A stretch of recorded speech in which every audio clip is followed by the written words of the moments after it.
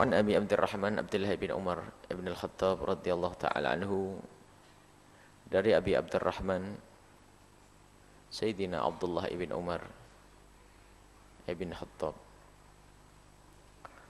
radhiyallahu anhuma, semoga Allah senantiasa memberikan keridhaan kepada Sayyidina Abdullah dan Sayyidina Umar.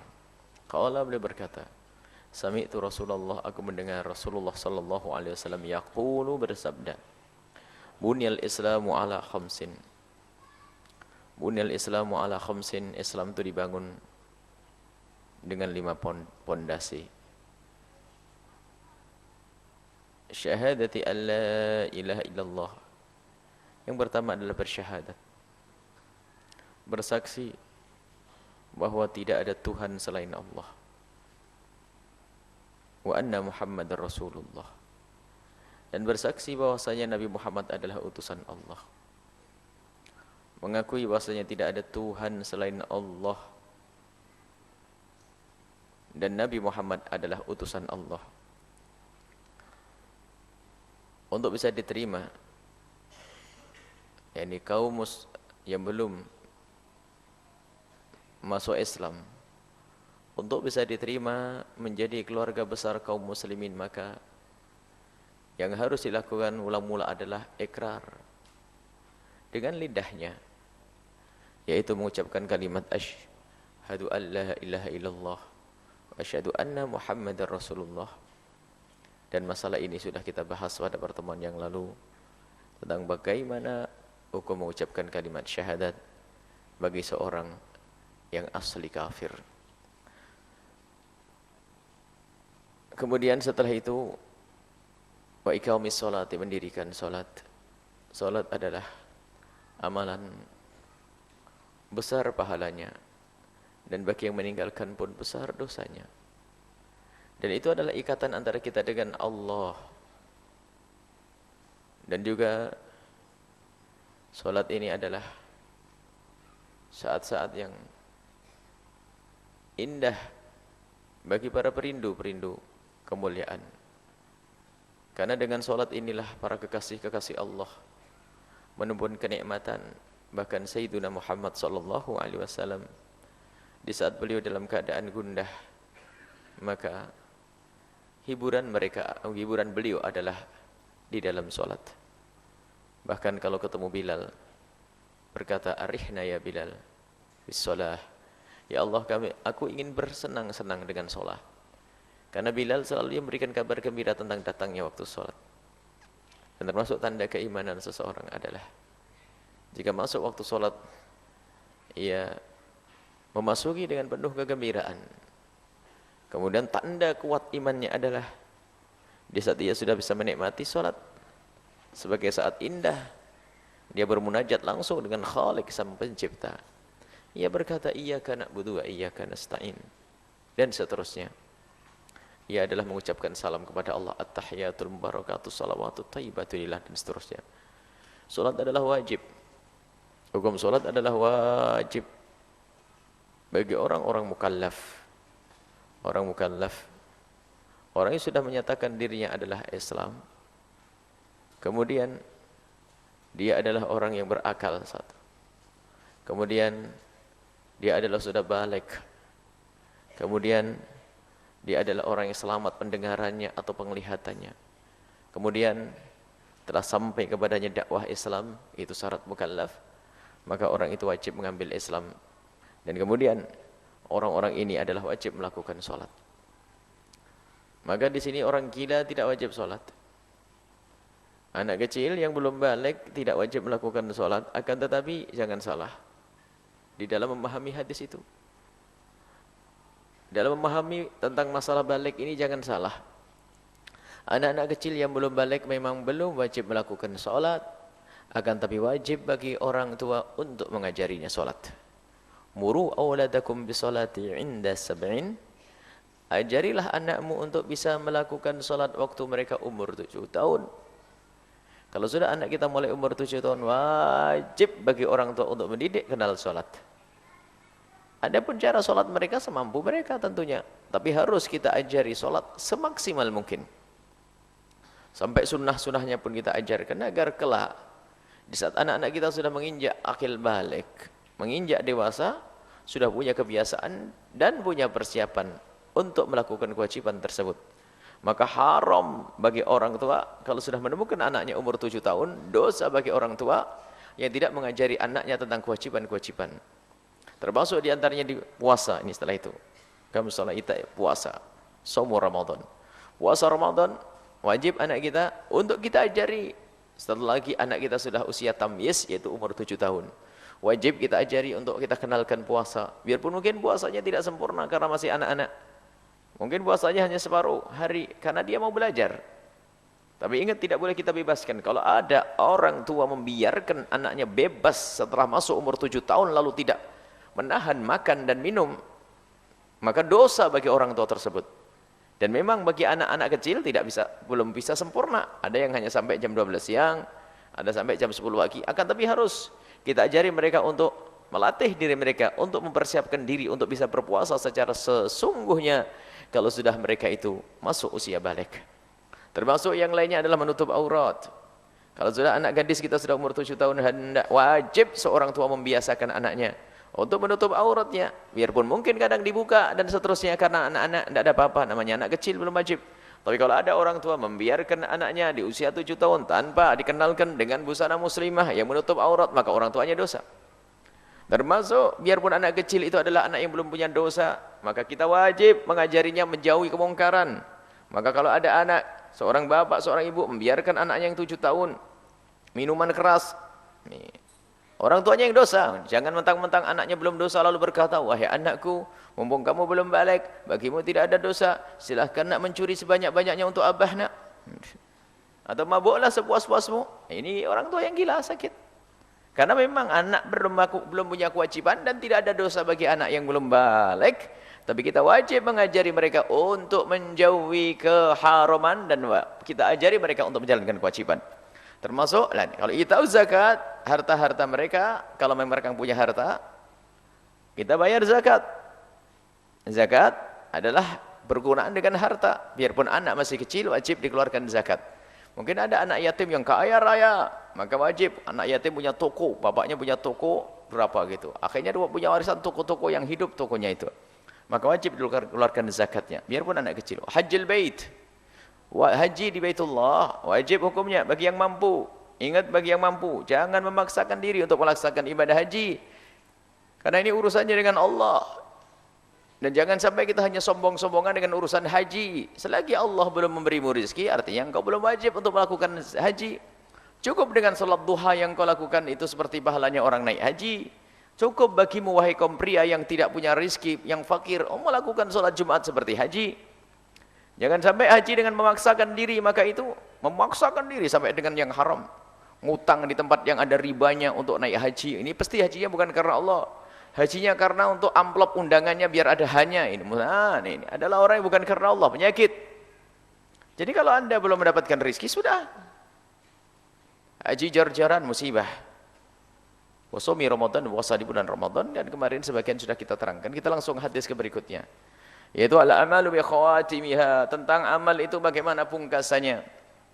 Husnul khatimah, amal dengan pungkasannya. Pungkasan amal kita. Kita tidak tahu pungkasan kita seperti apa. Cuman kita memohon kepada Allah dan berharap husnudzon, semoga pungkasan kita adalah baik, husnul khatimah. Wa Nabi Abdurrahman, ada diriwayatkan dari Wa an Abi Abdurrahman Abdullah bin Mas'ud, dari Sayyidina Abi Abdurrahman Abdullah bin Mas'ud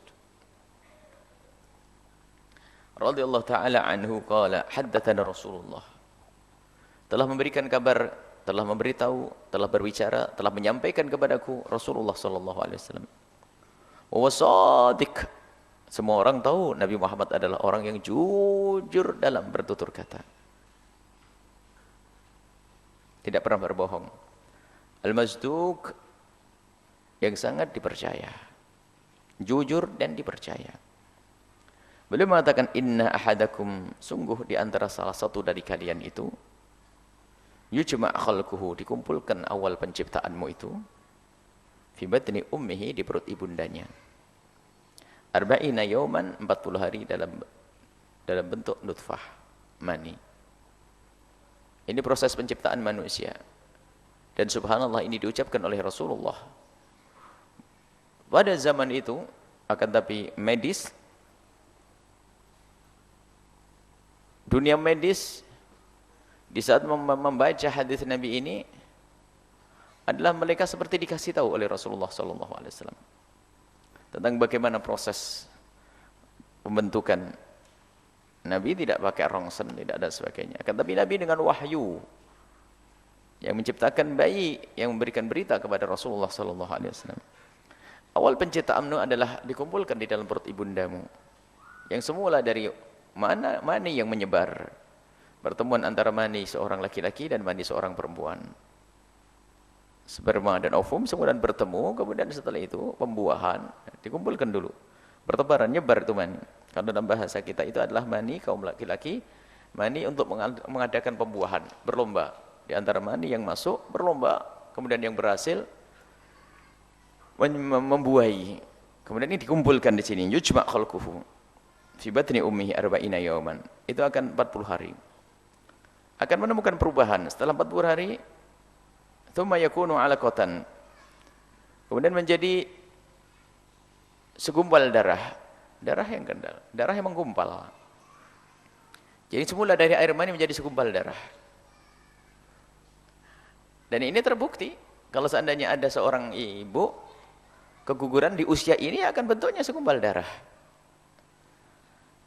Kemudian setelah itu tsumma yakunu mudghatan mithla dzalika. Kemudian setelah itu segumpal daging 40 hari berikutnya. Dan memang betul segumpal daging, bahkan di usia ini sudah mulai ada bentuknya. Jadi kalau segumpal daging sudah mulai ada pembentukan surahnya.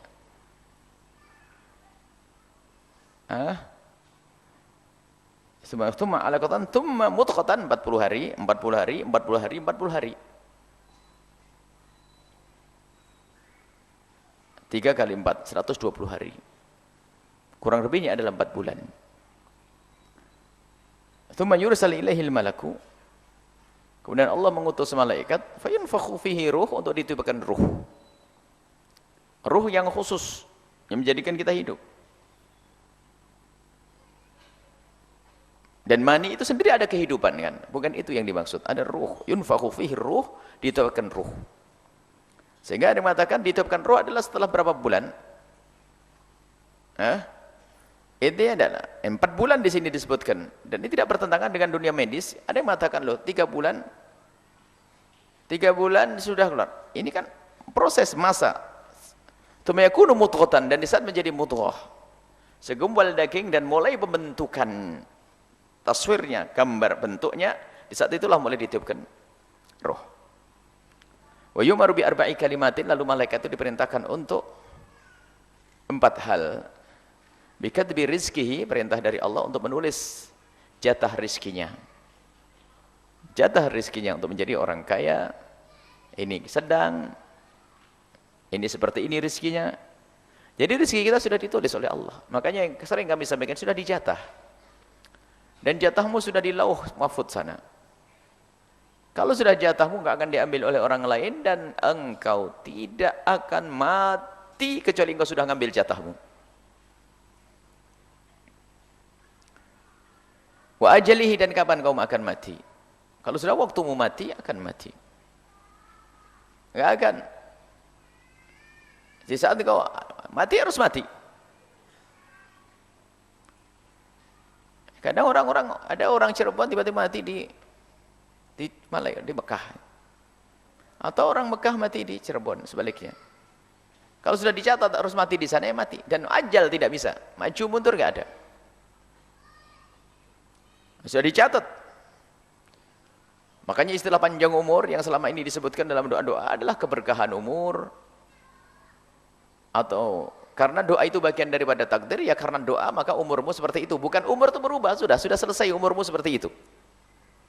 Semoga panjang umur semua dalam ketaatan serta sehat walafiat. Wa amalihi, dan juga amalmu sudah dicatat semuanya. Apa yang kau lakukan nanti? Kau menjadi ahli puasa, ahli sujud, ahli sholat, ahli.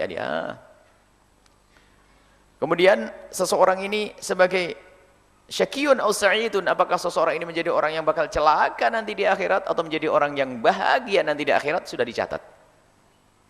Sudah enggak ada perubahan lagi. Sudah tidak ada perubahan lagi. Makanya kalau berdoa bukan doa minta dirubah ini, bukan minta dirubah tulisan ini, tidak. Doa seperti tidak diajarkan Nabi saja, sudah doa minta surga sudah. Berarti nanti ahli husnul khotimah. Maka ada sebagian ulama yang mencermati ada doa untuk merubah takdir yang enggak. Ada merubah enggak ada. Doalah minta surga seperti ada diajarkan oleh Rasulullah. Doalah minta husnul khotimah diajarkan oleh Rasulullah. Berdoalah untuk kebaikan sudah. Adapun untuk merubah apa yang sudah ditulis di lauh, maka tidak bisa. Dan kita harus yakin ini adalah di Lauhul Mahfuz, dan itu ada qalamullah, ada qalam Allah, pena Allah, Lauhul Mahfuz untuk mencatat semuanya tadi, dan tidak usah bertanya seperti apa itu semuanya. Ini bukan urusanmu tapi ini urusan Allah. Yang jelas dicatat semuanya. Dan kalau sudah dicatat di Lauhul Mahfuz sudah tidak akan berubah, selesai. Semoga kita semua dicatat sebagai orang yang bahagia di dunia dan di akhirat. Dan doa ini termasuk bagian takdir loh ya. Doa ini bagian takdir. Semoga doa ini ada rentetannya dengan pungkasan akhir kita yang mulia, yang baik, menjadi seorang ahli husnul khotimah. Fa wallahi, demi Allah, alladzi la ilaha illa ghairuh. Demi Allah yang tidak ada Tuhan selain Allah. Inna ahadakum, sungguh salah satu dari kalian itu. Kalian ini adalah diberikan untuk semua, mulai dari zaman Nabi kepada akhir zaman. Bukan kepada sahabat Nabi saja. Tapi semuanya ada salah satu di antara kalian. La ya'malu bi'amali ahli jannati. Punya perbuatan seperti perbuatannya ahli surga. Dia adalah seorang ahli salat, ahli ibadah, ahli kebaikan. Hatta ma yakunu bainahu wa bainaha illa dhira'. Sampai antara dia dengan surga itu 1 dhira'. Artinya sudah dekat dengan surga, 1 dhira'. Artinya apa? Dia punya amal baik sepanjang hidupnya, tinggal beberapa saat ajalnya. Sebab yang membatasi antara kita dengan surga adalah kematian. Jadi surga di sini adalah kematianmu. Kematianmu tinggal 1 dhira' di sini. Artinya antara kita dengan surga, antara ahli iman dengan surga itu yang memisah hanya kematian saja. Jadi ahli iman itu selagi belum mati belum bisa masuk surga. Baru setelah mati merasakan surga. Keindahan di alam barzakh bagian daripada nikmat surga. Maka digambarkan ada orang itu mati beberapa menit lagi. Padahal dia ahli sholat, ahli ibadah. Beberapa menit lagi sebelum mati, cuman karena dia sudah dicatat oleh Allah sebagai ahli neraka, fayasbiq alaihil kitab. Akan tapi telah didahului dengan kitab Allah. Maksudnya apa? Sudah dicatat dia sebagai orang yang sengsara. Fayamul bi amali ahli nari, tak taunya di pungkasan hidupnya melakukan pekerjaannya ahli neraka. Fayadkhuluha, akhirnya masuk neraka. Allah. Melakukan ibadah sepanjang hidupnya, melakukan ibadah, solat dan seterusnya. Akan tapi ternyata di pungkasan hidupnya, sebelum mati beberapa saat, ibaratnya itu sampai digambarkan itu surga itu seolah-olah tinggal 1 dhira'. Tinggal beberapa meter saja, 40 meter, 60 meter dari ini. Tinggal masuk surga. Tatanya jarak yang pendek ini digunakan untuk melakukan kemaksiatan, maka matilah dia dalam keadaan su'ul khotimah, lalu masuk neraka. Allah.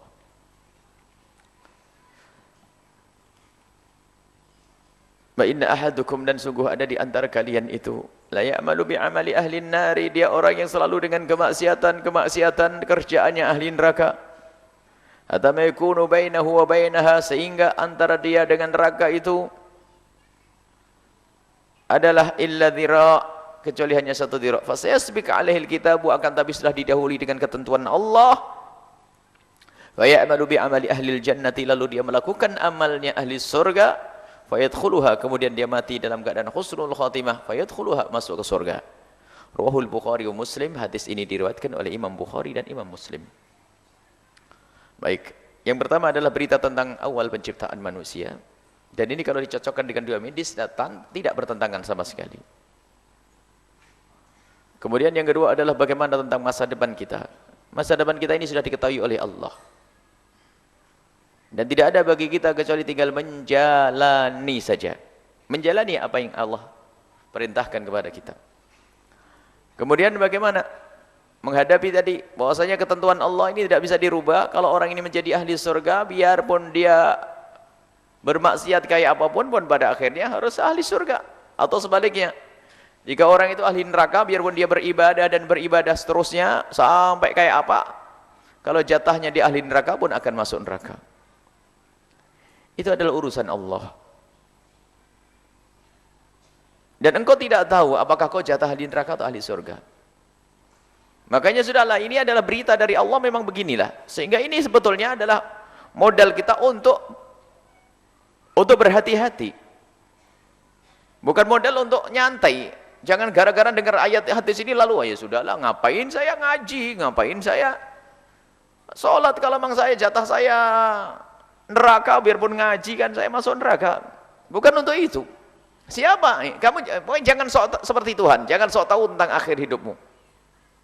Siapa yang mengatakan dirimu ahli surga? Atau siapa yang mengatakan dirimu ahli neraka?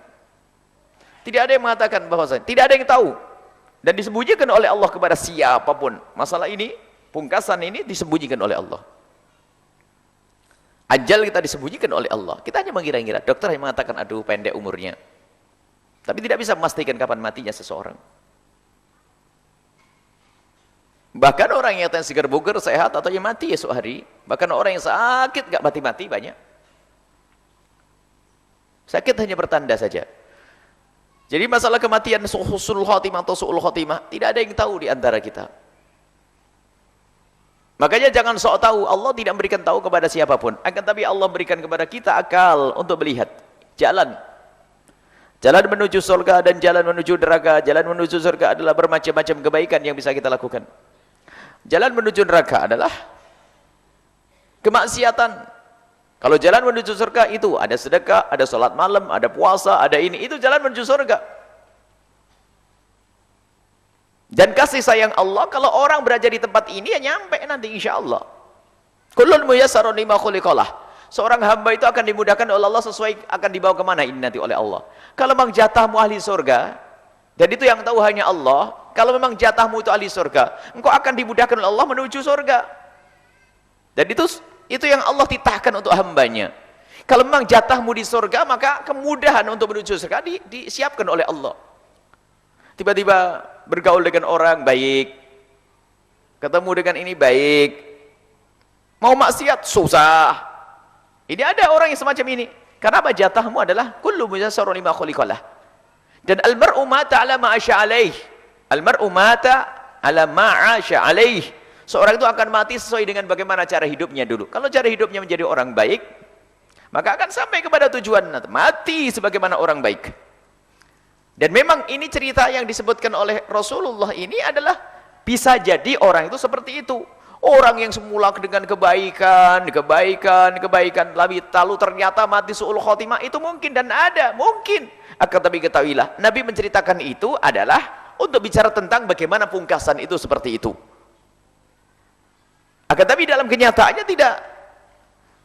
Sangat sedikit jika ada orang berbuat baik pada akhirnya mati su'ul khotimah, sangat sedikit. Dan kasih sayang Allah kepada hambanya. Kemudian kita tidak boleh prasangka buruk kepada meninggalnya seseorang. Awas, hati-hati. Ini juga harus kita pahami. Itu urusan Allah. Dan Allah maha kasih kepada hambanya. Allah maha kasih kepada hambanya kalau ada hamba yang dimudahkan oleh Allah berjuang. Dengan sedekahnya, dengan kebaikannya sepanjang waktu, akankah Allah plesetkan setelah itu? Allah maha kasih. Allah menyeru kepada surga. Jadi kalau ada seorang istiqomah, nggak akan kepleset nanti. Cuman maksudnya ini yang ceritakan Nabi, jadi bisa jadi seperti itu. Orang beribadah, pada akhirnya adalah karena sudah dicatat ahli neraka, maka harus pada akhirnya melakukan pekerjaan ahli neraka. Karena memang dia jatahnya ahli neraka. Ini kan sabda Nabi SAW. Bukan mengatakan kamu itu begitu, enggak. Nabi tidak mengatakan ada di antara kalian iya. Akan tapi Nabi bukan menakut-nakuti, awas loh, sebaik apapun kamu nanti bisa masuk neraka loh ya. Makanya tidak ada gunanya kamu beribadah. Tidak begitu Nabi SAW. Dan masalah pungkasan adalah engkau tidak tahu. Dan engkau pun tidak boleh prasangka buruk kepada orang lain. Maka ini kaidah yang lain lagi, bahwa mungkin kita melihat seseorang meninggal dalam keadaan mungkin menurut anda kurang baik. Tapi anda tidak boleh prasangka, karena anda tidak tahu apa yang terjadi saat syakaratul maut dengan Allah dan Rasulnya. Mungkin ada orang menjerit-menjerit, mungkin seperti itu. Akan tapi ketahuilah, selagi selama ini dia adalah sebagai ahli iman, ahli Islam, maka semoga matinya adalah mati husnul khatimah. Anda tidak usah prasangka buruk kepada siapapun yang mati. Mungkin ada orang mati wajahnya berubah, oh serem dan sebagainya. Oh tidak.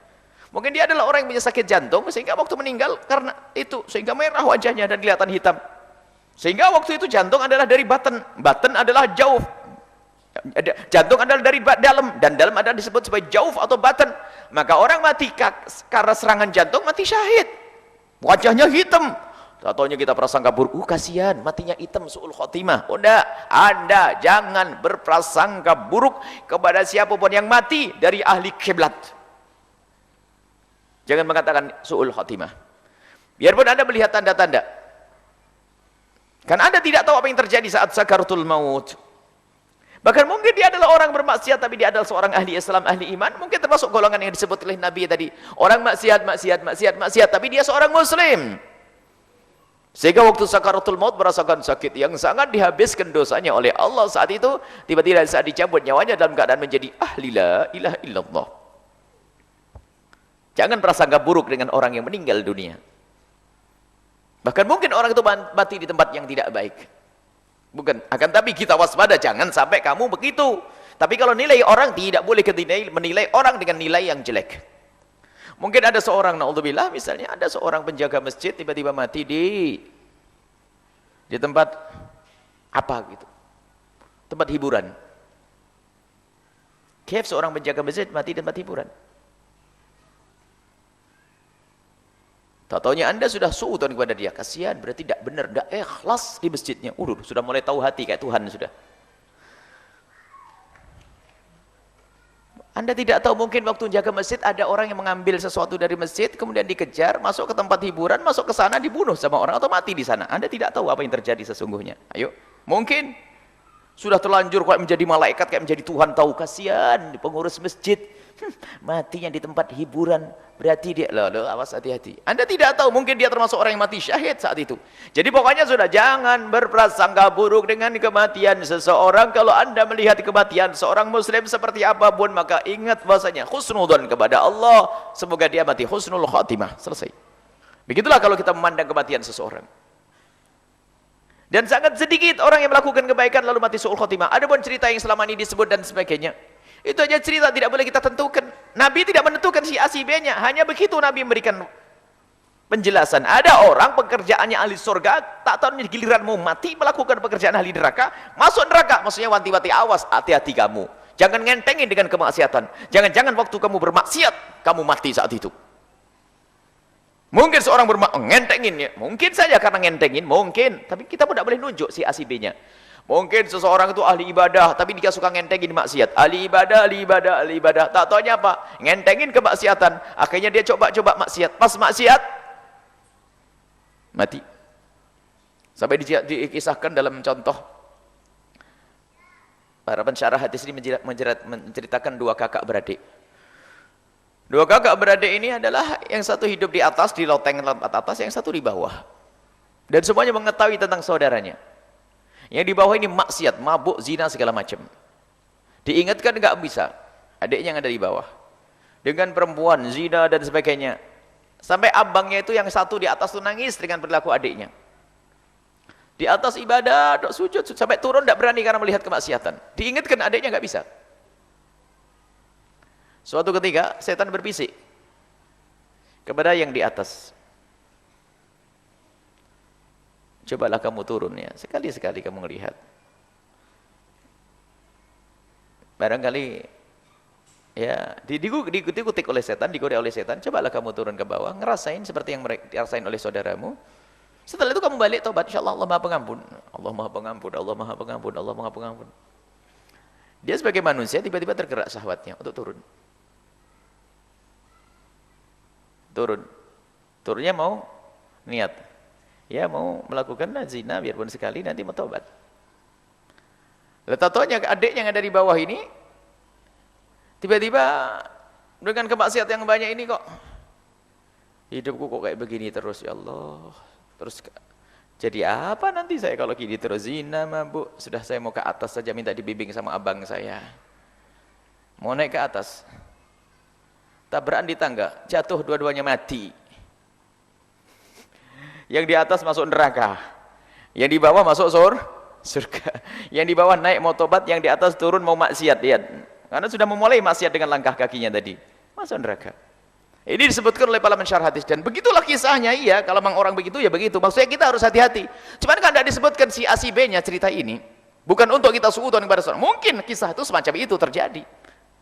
Yang di atas ahli ibadah pengen berzina, nyoba sekali aja, nanti mau tobat, turun mau berzina. Yang satu mau tobat, minta bimbingan kepada abangnya, di atas tabrakan, jatuh dari tangga, mati dua-duanya. Yang di atas yang masuk neraka, yang di bawah masuk surga. Begitu mengerikannya, maka jangan mengentengkan kemaksiatan. La yazni zani hina yazni wa huwa mu'min, wa la yasriku sariku hina yasrik wa huwa mu'min. Inilah su'ul khotimah itu di sini. Tidak orang berzina saat berzina kecuali dicabut imannya. Tidak ada orang mencuri saat mencuri kecuali iman ditanggalkan. Kalau mati saat itu, itulah mati. Su'ul khotimah itu urusanmu untuk ngurus dirimu sendiri, bukan untuk nilai orang lain. Awas, urusan su'ul khotimah bukan ngurusi orang lain, tapi su'ul khotimah adalah untuk dirimu, waspada. Harus paham makna ini. Bukan kerjaannya nilai orang. Su'ul khotimah, husnul khotimah. Itu urusan benar, urusi dirimu sendiri. Ya Allah, astagfirullah. Apalagi dari awal ada kebencian, mungkin persaingan dia, persaingan pesantren, persaingan dakwah, persaingan apa. Melihat temannya itu mati, saingannya itu, musuhnya itu mati dalam keadaan nggak baik. Astagfirullahaladzim. Matinya, ya Allah. Kebencian, dengkinya itu sampai mati pun masih muncul. Mati, diam-diam dia bersenang. Mati. Padahal orang yang mati itu belum tentu dia mati jelek yang secara sesungguhnya, karena su'ul khatimah tidak ada yang tahu kecuali Allah. Dan takdir yang ada padamu itu, alhamdulillah, takdirnya manusia ditutup. Tidak ada yang tahu kecuali nanti kalau kita sudah di akhirat. Nggak ada yang tahu. Tidak ada yang tahu. Tidak ada yang tahu dari siapapun. Nabi juga tidak diberitahu. Makanya tidak boleh ada orang sok tahu. Kalau Nabi mengetahui bahasanya orang itu mau mati dalam keadaan su'ul khotimah, diberitahu oleh Allah. Misalnya ada seorang, naudzubillah, berjihad di medan laga. Orang berjihad di medan laga, cuman Allah berikan wahyu kepada Nabi Muhammad kalau dia itu adalah ahli neraka. Terucaplah kalimat ini. Bagaimana orang itu ahli neraka? Nabi bingung. Dan para sahabat juga bingung bagaimana orang yang sangat kuat dalam berjihad, berani dalam jihad di medan laga. Tidak ada musuh lewat di hadapannya kecuali terpenggal lehernya. Dahsyat dalam berperang, cuman kenapa dia menjadi ahli neraka? Kenapa dia menjadi ahli neraka? Akhirnya, betul, sahabat Nabi mengintai orang ini, ya sambil memperhatikan, kenapa orang ini disebut ahli neraka? Padahal dia berjuang dengan hebat. Rupanya akhirnya terlukalah orang yang hebat ini. Terluka dan sakit dirasakannya. Yang mungkin sekali dia tidak sabar dengan rasa sakitnya, atau merasa malu karena seorang pahlawan hebat lalu terlukai. Sehingga dengan pedangnya ditusukkan sendiri. Selesai kisah hidupnya. Mati ya su'ul khatimah ahli neraka. Baru sadar sahabat Nabi. Cuman apa sebabnya ini? Dibukalah baju perangnya. Setelah dibuka baju perangnya, ternyata ada selembar kain harta rampasan yang belum dibagi oleh Rasulullah, lalu dimasukkan. Hanya selembar kain menjadikan sebab su'ul khotimah. Berarti dia ada selembar kain yang dimasukkan ke baju perangnya. Dia pengen baju kain bagus dimasukkan sebelum dibagi. Maka ini namanya ghulul. Mengambil hartanya umat untuk dirinya sendiri, hukumnya adalah haram dimasukkan. Menjadi sebab su'ul khotimah. Nah ini, maksudnya ini adalah pendidikan buat kita agar kita hati-hati, jangan ngentengin dosa. Jangan main-main dengan dosa. Kalau kita mati dalam keadaan seperti itu, naudzubillah, mati su'ul khotimah. Ini urusan dirimu dengan Allah, bukan engkau untuk ngurus orang dengan dirimu. Awas, hati-hati. Bicara tentang su'ul khotimah bukan untuk menilai orang. Awas, bukan untuk menilai seseorang. Mestinya kita menangis, bahkan kita berdoa. Awas sini. Kalau kita melihat ada orang soleh, orang baik, orang ahli ibadah, ada tanda-tanda matinya kok tidak baik. Misalnya mati di tempat yang tidak layak, mati di tempat yang tidak terhormat, awas, apa yang ada di hatimu sebagai ahli iman? Jangan bersyukur, ya Allah kasihan, tuh kan, betul kan? Saya sudah ngelihat, wah ini nggak benar. Akan tapi sebagai ahli iman, di saat melihat orang yang mati di tempat yang tidak baik, terlintas, ya Allah, semoga dia datang ke tempat itu bukan karena ingin bermaksiat. Kita mungkin untuk mengajak kepada kebaikan, mungkin jadi husnudzan kepada orang yang meninggal dunia dan dia adalah ahli iman. Jangan sampai anda berprasangka buruk kepada siapapun yang mati dalam keadaan dia Islam. Husnudzanlah, semoga mati dalam keadaan husnul khatimah. Bahkan mungkin ada orang yang mati dalam keadaan bunuh diri. Mungkin dia bukan bunuh diri, mungkin dia mati syahid karena dibunuh oleh seseorang, lalu orang itu adalah mengkamuflase atau menipu agar orang ada polisi tidak mengejarnya, bikin sarung digantung, aman. Mungkin, jadi bukan gantung diri, bukan, tapi digantung sama seseorang, mungkin semuanya.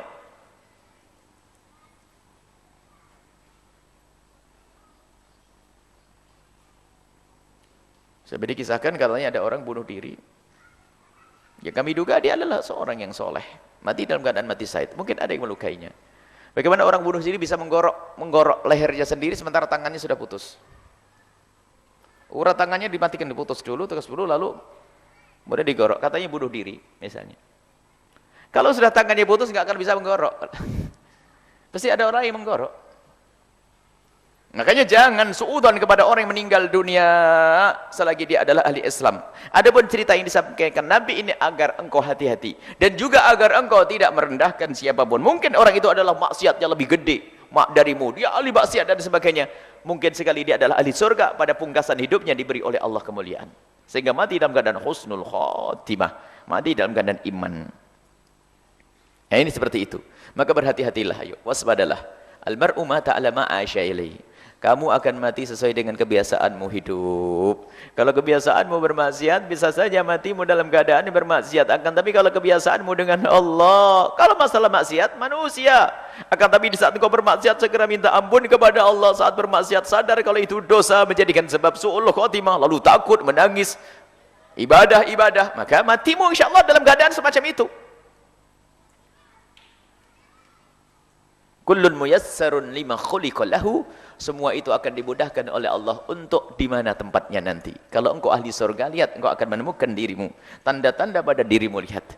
Berbuat baik begitu mudahnya. Tanda hamba-hamba Allah ahli surga adalah jika dia dimudahkan oleh Allah melakukan kebaikan dan dipersulit untuk melakukan kemaksiatan. Dan tanda ahli neraka adalah jika dia melakukan kemaksiatan begitu mudah, lalu melakukan kebaikan sangat susah. Semoga kita semua menjadi ahli surga Allah. Semoga kita menjadi ahli husnul khatimah. Dan semoga Allah Subhanahu wa taala mengampuni kita hingga kita kelak di surga bisa bersanding dengan Nabi Muhammad sallallahu alaihi wasallam. Wallahu a'lam bissawab.